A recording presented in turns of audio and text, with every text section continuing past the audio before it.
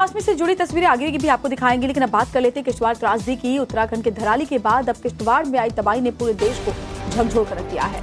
किश्तवाड़ के चशोटी गांव में रेस्क्यू ऑपरेशन को तेज किया गया है। रेस्क्यू टीम लगातार लोगों की तलाश में जुटी हुई है। टाइम्स ऑफ इंडिया की टीम भी ग्राउंड जीरो पर मौजूद है, पल पल की अपडेट्स दे रहे हैं। बताते इस वक्त जो बड़ी खबर इससे जुड़ी हुई है, किश्तवाड़ में 6 और शवों की बरामदगी हुई है। मलबे से इन शवों को निकाला गया है। त्रासदी में अब तक 7 लोगों की मौत हो चुकी है। दिन से रात सर्च ऑपरेशन जो है वो चलाया जा रहा है। एनडीआरएफ की टीम जो है वो सर्च ऑपरेशन में जुटी हुई है। और मलबे से जैसे जैसे शव बाहर निकल रहे हैं, वहाँ जो परिवार मौजूद हैं, जो अपनों की तलाश में इंतजार कर रहे हैं, उनका विलाप लोगों का दिल दहला रहा है। और ये तस्वीरें वाकई रोंगटे खड़े कर देने वाली हैं। तबाही का ऐसा मंजर कि सब कुछ मिट्टी और मलबे के अंदर दबा हुआ नजर आ रहा है। हालांकि इसी मलबे में से जिंदगी की तलाश भी की जा रही है और फिलहाल एनडीआरएफ की टीम जो है, सेना के जवान जो है वो जुटे हुए हैं। सर्च ऑपरेशन चलाया जा रहा है, लेकिन अब तक 60 लोगों की मौत की पुष्टि कर दी गई है। मलबे में अभी भी जिंदगी की तलाश चल रही है। और जैसे जैसे वक्त गुजर रहा है, उम्मीदें कम होती जा रही हैं। इतना वक्त बीत चुका है, अगर कोई मलबे के नीचे अभी भी दबा है तो कोशिश यही है, प्राथमिकता यही है कि जल्द से जल्द उसे बाहर निकाला जाए, क्योंकि जैसे जैसे वक्त बीतता जाएगा अनहोनी की आशंका और ज्यादा बढ़ती जाएगी। चशोटी गांव की ये तस्वीर आपको दिखा रहे हैं किश्तवाड़ से। देखिए जरा, इन तस्वीरों के माध्यम से आप समझ पाएंगे कि त्रासदी कितनी भयावह है। किश्तवाड़ के चसोटी गांव में लगातार रेस्क्यू और रिलीफ का काम जारी है और कल देर शाम एनडीआरएफ की टीम ने 6 और शव यहाँ से निकाले हैं। मेरे सहयोगी शफीक आपको तस्वीरें दिखाएंगे इस जगह की।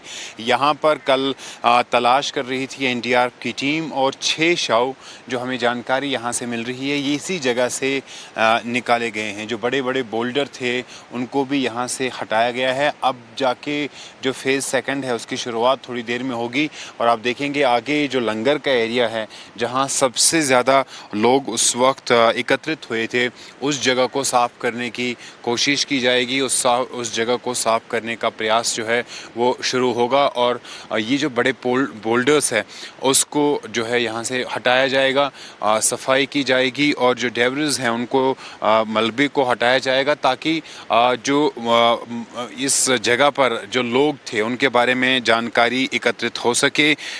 करीब 107 ऐसे लोग हैं जिनकी जानकारी अब प्रशासन के पास है कि वो मिसिंग है और ऐसे में वो परिवार भी इस जगह पर लौट रहे हैं।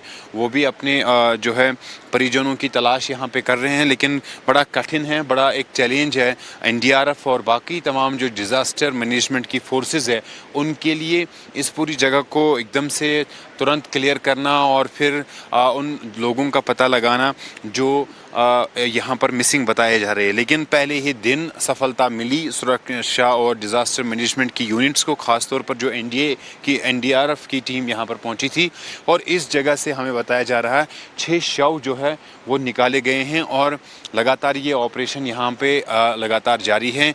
आज जम्मू कश्मीर के मुख्यमंत्री उमर अब्दुल्ला और केंद्रीय मंत्री डॉक्टर जितेंद्र सिंह भी यहाँ पर पहुँचेंगे और जो रेस्क्यू और रिलीफ ऑपरेशंस हैं उनकी समीक्षा लेंगे। कैमरा पर्सन शफीक के साथ सुहेल, चसोटी, किश्तवाड़।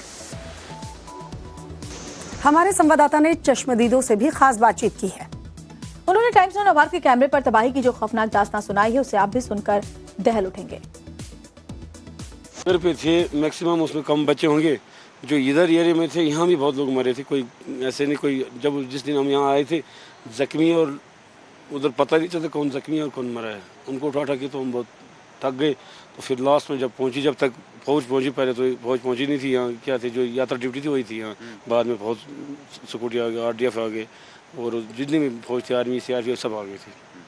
तो उसके बाद अभी तक और जिसको चल रहा है अभी तो बंदे इसके अंदर भी होंगे और उधर पत्थरों के नीचे भी बहुत है। और लंगर वाला 6 घंटे के बाद निकला। लंगर का सेवा देने वाला इसमें से किसी को नुकसान नहीं हुआ। हाँ, वो सेफ वजह लंगर वाला खुद जो था, जो लंगर देता था, वो 6 घंटे के बाद निकाला गया बाहर। बड़े पत्थर है, बड़ा मुश्किल भी काम है सर। यहाँ तो हमारे 3 मंदिर थे, वो मंदिर नहीं रहे। तो जो यहाँ के प्राचीन मंदिर थे अब वो तो उनका नाम निशान नहीं, सिर्फ पत्थर दिखाई देते हैं। नहीं तो ये जगह वहाँ तक प्लेन ही थी।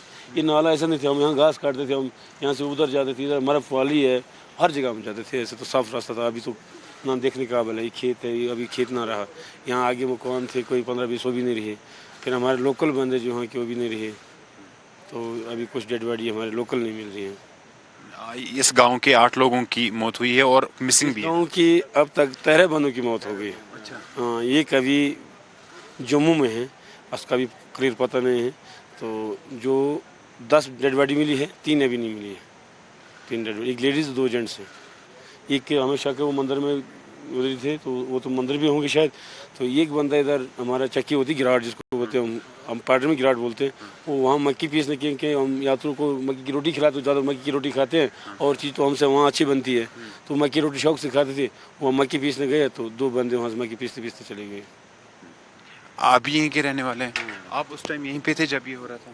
हम उधर ही से, हमारी पार दुकान है, हम उधर दुकान में थे। अच्छा, आप उस पार थे? हाँ, वो पार वाली दुकान में। आपने आवाजें कुछ लगाई थी यहाँ इनको कि? हमें उधर पता नहीं लगा, ये अचानक आ गए तो हम उधर बैठे थे, फिर खुद मसा भागे तो कोई पता नहीं चले। 10-15 मिनट भी नहीं लगे, बस दस्ती खत्म हो गए थे। एकदम आए थे, एकदम ही खत्म हो गए और लोगों को पता नहीं लगा, सबको अपने अपनी जान की पड़ी, कोई किधर भागे कोई किधर। हमारा यहाँ दुकान सारा खत्म हो गया।